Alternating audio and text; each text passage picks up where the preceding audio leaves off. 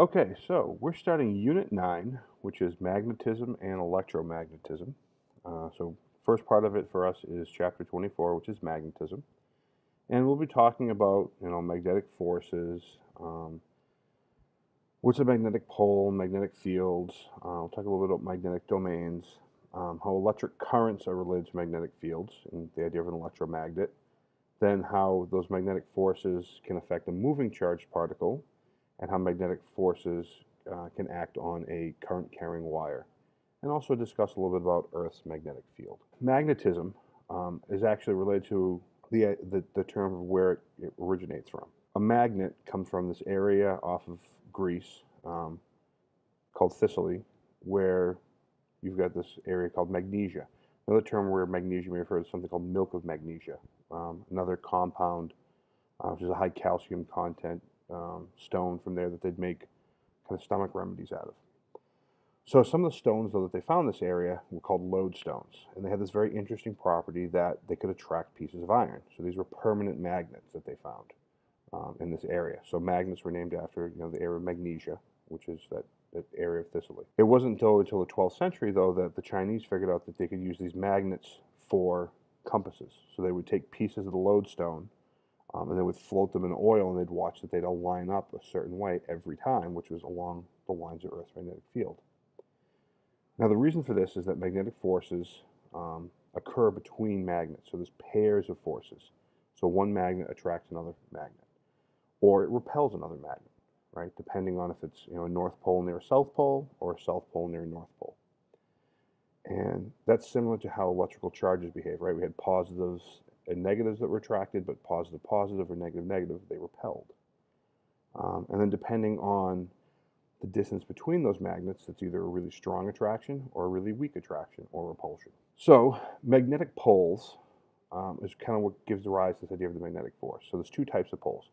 A north pole, which means it's north-seeking, which means it wants to point towards Earth's north pole, or a south pole, which means it's south-seeking. Okay. Again, like poles repel, opposite poles attract. So a north attracts a south, but two norths would repel each other. And one thing is, for all natural magnets that we found so far, you have to have both a north and a south pole. We've never found something they call a monopole. There's no single pole. You can't just have just a north pole, just a south pole. They have to come in pairs. So here's a quick little check-in. So a weak and a strong magnet repel each other. The greater repelling force is going to be felt by the stronger magnet, the weaker magnet, the same for both, or none of the above. And it's going to be the same for both, because we need to think back to Newton's third law. Forces are equal but opposite, so the force felt on one is the same force felt on the other, just in the opposite direction. So another concept we have along with magnets is magnetic fields. And what this is that region of space around a magnet and its poles. And just like the electric field, it's that region of space where for the electric field, it was just the effect that was felt, but now it's again the effect of the magnet that's felt.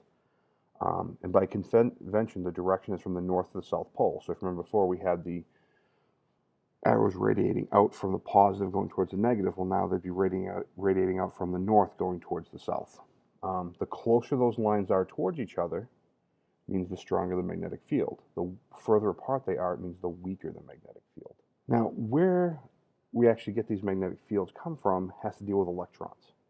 So you may have talked briefly about this thing called electron spin in chemistry. So basically what happens is that the electrons, rotate a certain way as they're moving around or revolving around, and that is going to, induce a current. And so those currents that we're going to talk about here in a second that help form the magnetism, okay, and then help form the magnetic fields. So in terms of magnetic field strength, we're going to normally talk about it in the unit of Tesla, but 1 Tesla is actually fairly large, right? So to put it into perspective, the Earth's own magnetic field is only about 5 times 10 to the negative 5th Tesla, okay? So sometimes you'll hear another unit called the Gauss, okay? And 1 Gauss is only 10 to the negative 4th Teslas. In terms of Gauss, this little table shows us that the Earth is 0.5 of a Gauss, all right? But, when you go into an MRI machine, an MRI goes somewhere between 2 Tesla to 15 Tesla, okay? which would be 2,000 Gauss to 15,000 Gauss. All right. So the source of all magnetism is electrons rotating around the atomic nucleus, electrons spinning around their internal axis, either or both A and B, or just tiny bits of iron. So it's either or both A and B. So it's again the idea that they're going around the atomic nucleus and that they're spinning on their axis, they have that electron spin. Where magnetic field lines are more dense, the field there will be weaker, stronger, both A and B, or neither A nor B. So if the field lines are more dense, we have a stronger magnetic field. So we get this idea of magnetic domains. So imagine now all that material inside of a bar magnet or inside of a piece of iron has all those electrons that are spinning lined up in various different ways. Okay, that's like that top image up here. Okay, so in the top image we've got unmagnetized iron. So now if I could then take and put that piece of iron near something that is magnetic, a strong magnetic field, I might be able to start making those electrons and all those spins line up slightly. Okay, if we get even more strongly magnetized, basically forming a natural magnet, forming a lodestone, I get them almost all lined up in the same direction. All right. So that's how you basically get, a weak magnet versus strong magnet. It's how many of these, what they call magnetic domains, these basically all those electron spins of the pieces of the material are lined up. Now all of a sudden I decide to break that magnet in half. Well, I don't get a south pole and a north pole. I immediately get a pair and a pair, a north and a south, a north and a south. I get two new magnets, okay, when it breaks. So now the Earth itself is a huge magnet. Okay, now we watched a little video about this before break, and they got into the idea that where it's coming from is as all of that molten core, as the circulations happen and the currents happen within it, it causes those magnetic fields. Because there's a certain pattern to that rotation of the Earth, along with the rotations and the currents of the magma within Earth, that cause the magnetic field to arise. Now it's important that we have this magnetic field because it stops cosmic rays. So we don't get radiation coming in at Earth from the sun, from other places in space, that just hits Earth, hurts and harms life as we know it on the surface of Earth. So now we get to the piece where electric currents and magnetic fields kind of get more interconnected. Well, where it was first observed was by Hans Christian Ørsted. And what he was doing is doing an experiment where he was just putting a current through a wire, doing a basic electricity demo. And he had a compass sitting on his lab station. And he noticed the compass needle started to move every time he closed the circuit, and made the current flow. So because of that idea, we started to realize, oh, wait a minute, maybe currents generate magnetic fields. So we started researching more around that kind of piece. So we found out that magnetic fields form a pattern of concentric circles around a current carrying wire. Okay? And if I was to reverse the current, I reverse the direction of the circles. Okay?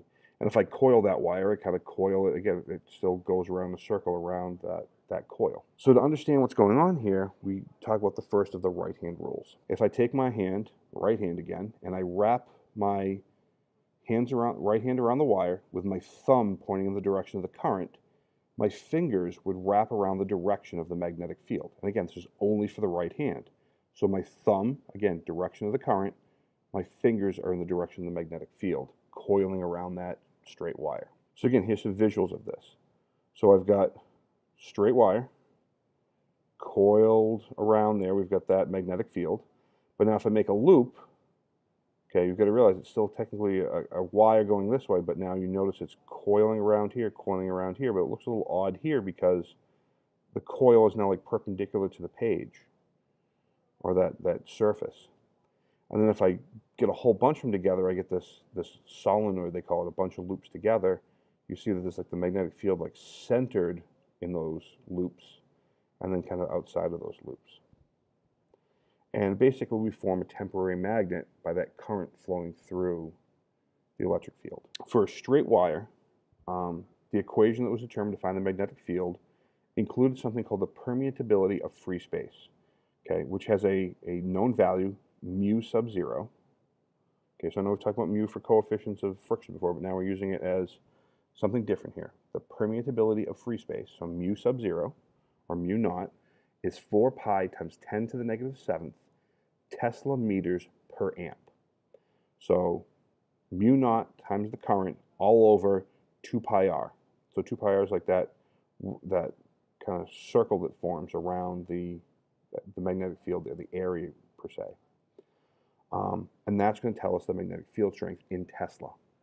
Okay? So the further we are away from the wire, the weaker the field. Kind of makes sense. So now if that solenoid forms, so I loop the wire, so I have n number of loops and a certain length that those loops cover, a different equation forms. And again, it's still got that permeability of free space, so mu naught times n over L, the number of loops times the length that solenoid forms times the current.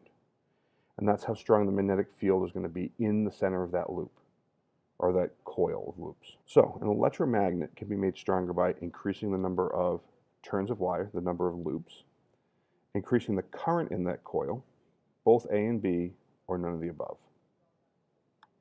It's both A and B, because it can increase by a factor of N or by a factor of I to increase the magnetic field. The current carrying coil of wire is what we're going to call an electromagnet. So when I wrap up that coil, make the solenoid, we basically get the electromagnet. Now when we had to do the project, we put an iron core in there, put like a nail or something to kind of focus that magnetic field that formed to make our tappers for the telegraphs. So the strength of the electromagnet can be increased by either increasing the current or the number of turns of the coil. Okay, so you have industrial magnets you can use in like a junkyard or stuff to pick up, cars and things like that. And the reason we want to use those is instead of using a permanent magnet, I want to be able to turn it on and off so that I can actually pick up a car and then put the car down. Or if I use a permanent magnet, I could pick it up and then it'd be kind of hard to put it down again. Now, another interesting thing and useful thing is the fact that magnetic forces can occur because of these fields. So if I put a moving charge, so an electron beam or a proton beam, through a magnetic field, it's going to bend the direction that that electron beam or that proton beam is going. So the greatest force is basically going to be perpendicular to the motion of that basically beam to magnetic field. Where the lower the force is I basically get it perpendicular to the field lines, or anything less that's not perpendicular, I should say. So if I'm at any angle other than 90 to the field. And then if I get perfectly parallel, there's no force, there's no deflection, we'll say. Ways that this is useful, this is partially how a television works. So the television would have, little plates in there that would be able to take the electron beam, or I should say older TVs, CRTs, cathode ray tubes, that would take that electron beam and move it back and forth using magnetic fields or electric fields, because they're kind of intertwined, to move the electron beam left and right and up and down to aim it on the screen rapidly to turn the pixels on and off. The basic equation behind this becomes that the force is equal to the charge times the velocity times the magnetic field sine of the angle. Okay?